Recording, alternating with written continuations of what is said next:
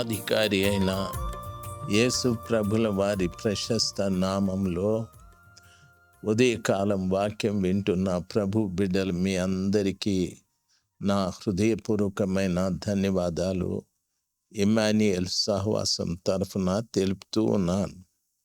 మా కొరకు మానక మీరు ప్రార్థిస్తున్నందుకై చాలా కృతజ్ఞతలు చెప్పుకుంటూ ఉన్నాను. దయచేసి మీ ప్రార్థన అవసరతలు ఈ వాక్యం విన్న తర్వాత మీ ప్రార్థన అవసరతలు మాకు రాసి పంపితే మీకోసం మానక ప్రార్థన చేస్తాం. ప్రియులారా, ప్రతిరోజు కూడా దేవుని వాక్యాన్ని విని మీరు బలపడుతూ ఉన్నారని నా నమ్మకం. దేవుని పిల్లలుగా మీకు నా మనవి ఏమిటంటే, ప్రతిరోజు కూడా 4ంటికి పరలోకపు మన్నా అనే అనుదిన ఆత్మీయ మన్నా అనే వాక్యం వస్తుంది. అది బైబిల్లో వచనము చెప్తున్నాను. ఉదయకాలం 5 గంటలకి ఈ వాక్యము వస్తుంది. తర్వాత యూట్యూబ్ని దయచేసి సబ్స్క్రైబ్ చేసుకోనండి. వాట్సాప్ ఛానల్లో దాన్ని మీరు స్కాన్ చేసుకుంటే వాట్సాప్లో కూడా వాక్యం మీరు వినటానికి అవకాశం ఉంటుంది. వాట్సాపు, యూట్యూబు, ఇన్స్టాగ్రాము, ఫేస్బుక్ వీటన్నిటిలో మీరు జాయిన్ అవ్వచ్చు, వాక్యాలు వినొచ్చు. వినండి, అనేకులకి ఈ వాక్యాలు మీరు తెలియజెప్పాలని నా మనవి. అబ్రహాము గారి కుటుంబంలో జరిగిన ఒక విషాదకరమైన సమాచారం. అబ్రహాముని దేవుని వాక్యం సెలవిస్తుంది. దేవుడు అంటాడు, ఆయన నా స్నేహితుడు అంటాడు. అబ్రహాముని దేవుని స్నేహితుడని చెప్పబడిన అబ్రహాం కుటుంబంలో విషాదమేమి అంటే, ఆయనకు పిల్లలు లేరనే సమాచారం అందరికీ తెలుసు. కానీ తన భార్య అయిన శారా తల్లి, నా దగ్గర ఉన్నటువంటి హాగర్ను నీకు ఇస్తాను, ఆమెను నువ్వు భార్యగా చేసుకోవచ్చు అని చెప్పాది. ఆ అమ్మగారి మాటల ప్రకారంగానే హాగర్ని తాను భార్యగా స్వీకరించాడు. భార్యగా స్వీకరించిన తరువాత ఆమె గర్భవతి అయిందని తెలిసిన తర్వాత శారా తల్లికి కోపం వచ్చేది. దయచేసి హాగరు పెళ్లి చేసుకున్న తరువాత అబ్రహాము 10 సంవత్సరాలు ఆమెతో కాపురం చేశాడు. ఈ 10 సంవత్సరాల్లో పిల్లవాడు పెరిగి అతడు పాలు విడిచిన దినమందు అబ్రహాము ఒక విందు చేశాడని, అంటే శారా కుమారునికి విందు చేశాడని చెప్తాడు. అప్పుడు ఈ యొక్క హాగరు కుమారుడైనటువంటి ఆ వ్యక్తి ఇష్మాయేలు అతన్ని పరిహసించాడని కూడా చెప్పబడి ఉంది. అది 21వ అధ్యాయము 9-10 వచనాల్లో ఉంది. అప్పుడు అతని కుమారుణ్ణి బట్టి అబ్రహాము ఈ రీతిగా రాయబడింది చూడండి, దాసి కుమారుడు నా కుమారుడైన ఇస్సాకుతో వారసుడై ఉండడని అబ్రహాముతో చెప్పాది అని. అంటే దాసి కొడుకు దాసి కొడుకే, నా కొడుకు నా కొడుకే, వారసుడు నా కొడుకే కానీ దాసి కొడుకు కాదు అని చెప్పాది. అప్పుడు అబ్రహాము చాలా దుఃఖపడిపోయాడు. ఒక్కొక్కసారి భక్తి కలిగిన కుటుంబాలలో ఇటువంటి లోటుపాట్లు జరుగుతూ ఉంటాయి. నన్ను గమనించాలి. అబ్రహాము ప్రతి విషయంలో కూడా దేవుణ్ణి అడిగేవాడు. అయితే తన భార్య మాట విని హాగరు తల్లిని పెళ్లి చేసుకునేటప్పుడు ప్రభుని అడగలేదు. ఇప్పుడు హాగరుకు బిడ్డ పుట్టిన తరువాత ఆ బిడ్డ విషయంలో శారా తల్లి అతడు వారసుడు కాదు అన్నమాట అంటూనే అబ్రహాముకు చాలా దుఃఖం కలిగాది. చాలా దుఃఖం.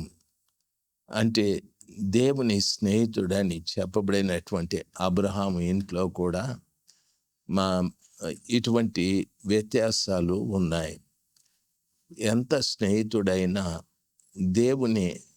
దేవునితో స్నేహితుడైన అబ్రహాము లేక జనరల్గా స్నేహితులు అనేటటువంటి వారు ఒకరి విషయాలు ఒకరు బాగా తెలియజెప్పుకుంటారు. ఒకరి విషయాలు ఒకరికి వివరంగా తెలుస్తాయి. అయితే అబ్రహాము హాగరు విషయము చెప్పలేదు, అడగలేదు. దేవుని పిల్లలు గమనించవలసిన విషయం, మనం దేవునితో మంచి సంబంధము కలిగి ఉన్నా మనము ఏది చేసినా దేవునికి మనం చెప్పేవారుగా ఉండాలి. అంటే దేవుని అనుమతితో మనము ప్రతి ఒక్కటి చేయడము, చెప్పడము, ఇలాంటివి చాలా ముఖ్యమైన సమాచారాలు. నేను బాగా ప్రార్థన చేస్తున్నాను, ఉపవాసాలు ఉంటున్నాను, కన్నీరు కారుస్తున్నాను, వాక్యము బాగా చదువుతున్నానని మనం కొన్ని విషయాలు దేవునికి చెప్పకుండా, అంటే దేవుని అనుమతి లేకుండా చేయడం ద్వారా ఎంతో దుఃఖము కలుగుతుంది. ఇప్పుడు దేవుని స్నేహితుడని చెప్పబడిన అబ్రహాం కుటుంబంలో ఎంత దుఃఖమో తెలుసా? 10 సంవత్సరాలు తన భార్యగా అనుకున్నటువంటి హాగరు, 10 సంవత్సరాలు తనతో పెరిగినటువంటి ఇష్మాయేలు, శారా తల్లి ఈ రోజున నా కొడుకు వారసుడు, దాసి కొడుకు వారసుడు కాదు, వాడు దాసి అన్నట్టుగా మాట్లాడితే ఎంత దుఃఖం ఉంటుంది, ఎంత బాధ ఉంటుంది. ఒక్కొక్కసారి మనము దేవునికి ఎంత ప్రియమైన వారైనా దేవునికి చెప్పకుండా చేసే కార్యాలను బట్టి మన కుటుంబాల్లో కూడా, మన జీవితాల్లో కూడా ఎంతో దుఃఖం ఉంటుంది, ఎంతో విచారం ఉంటుంది. మనము ఆ రీతిగా దుఃఖపడి విచారపడేటప్పుడు మనం చెప్పుకుంటాం, దేవుడు నాకెందుకు ఇట్లా చేశాడు, దేవుడు నాకెందుకు ఈ నష్టం కలుగజేశాడు, దుఃఖం కలుగజేశాడు, బాధ కలుగజేశాడు అంటాం. ఒకనాటికి నీ దుఃఖానికి, నీ బాధకు దేవుడు కారకుడు కానే కాదు. నువ్వు మంచివాడివి, దేవుడు ఇంకా మంచివాడు. అయితే నువ్వు చేసే పనులు ఆయనకు తెలియకుండా చేశావు కాబట్టి అవి దుఃఖం లేకి నడిపిస్తాయి, విచారం లేకి నడిపిస్తాయి. కాబట్టి ఈ ఉదయకాలాన దేవుని మాటలు వింటున్నటువంటి మీకు నా మనవి, ఇప్పుడు అబ్రహాము ప్రభుని అడిగాడు, ప్రభా నేనేం చేయాలి అడిగినప్పుడు, అయితే ప్రభు చెప్పిన మాట ఏమిటంటే, దేవుడు ఈ చిన్న వాని బట్టి, నీ దాసిని బట్టి నువ్వు దుఃఖపడవద్దు. శారా నీతో చెప్పి ప్రతి విషయంలో ఆమె మాట వినుము. ఇస్సాకు వలన అయినదియే నీ సంతానం మగునని అనబడును. అయినను ఈ దాసి కుమారుడు కూడా నీ సంతానమే గనుక అతని కూడా ఒక జనముగా చేసేదనని అబ్రహాముతో దేవుడు చెప్పాడు. ఇప్పుడు అబ్రహాము దుఃఖపడుతూ ఇప్పుడు దేవుడి దగ్గరికి వెళ్ళాడు. తనకు విచారం కలిగినప్పుడు, దుఃఖం కలిగినప్పుడు, ప్రభు బిడ్డలు మనము కూడా మనకేదైనా నష్టం కలిగినప్పుడు, కష్టం వచ్చినప్పుడు, అవమానాలు వచ్చినప్పుడు, నింద వచ్చినప్పుడు, అప్పుడు భయపడి దేవుని దగ్గరికి వెళ్తాం. దేవుడి దగ్గరికి వెళ్ళి, ప్రభా ఇదేమిటిది, నాకు ఇట్లా జరిగిందేమి అని ప్రభుల వారిని ప్రశ్నించడం చేస్తూ ఉంటాం. తప్పు కదా. మనం చేసి ప్రభుని అడగడమేంది?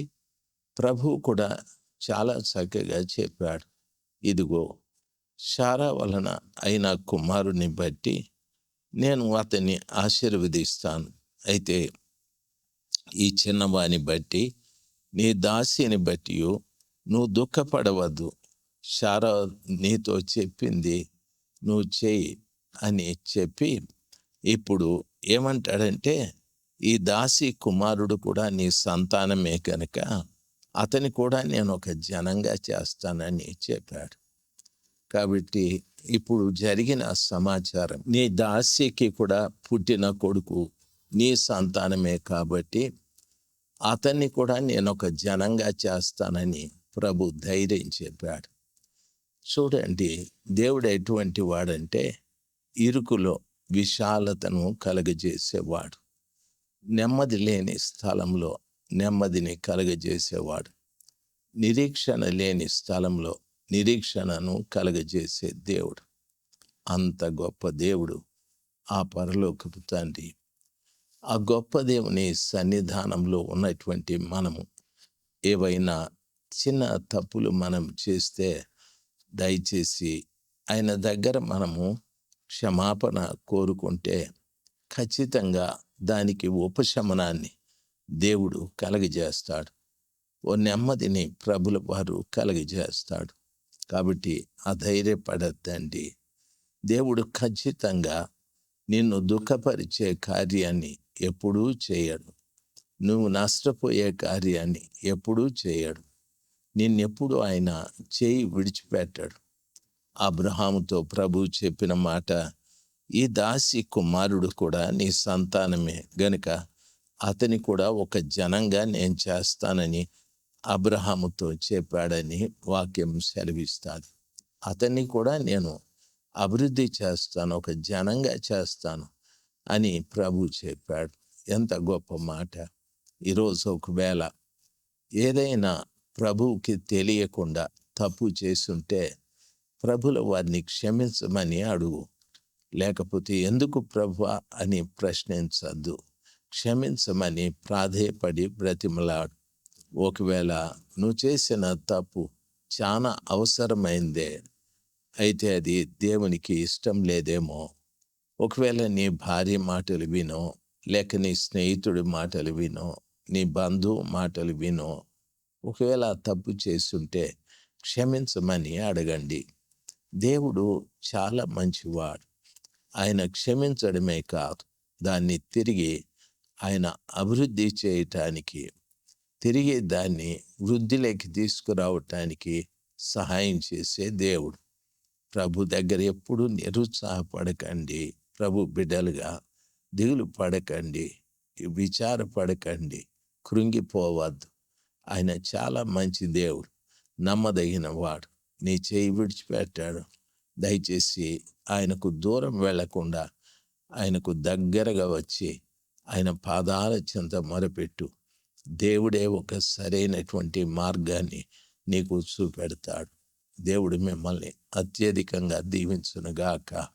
ఆమెన్. ప్రార్థన చేస్తాను. మహోన్నతుడైన దేవ, సర్వాధికారి అయిన తండ్రి, సకల జీవులను పోషిస్తున్న దేవుడివి, కొంతమంది బిడ్డలు ప్రభ ఎంతో భక్తి కలిగిన వారు, అబ్రహాము గారిలాగా, కానీ వారి మాటలు వీరి మాటలు విని చేసిన చిన్న తప్పులను బట్టి వారిని మీరు దుఃఖంలోకి విడిచిపెట్టకండి, విచారంలో విడిచిపెట్టకండి.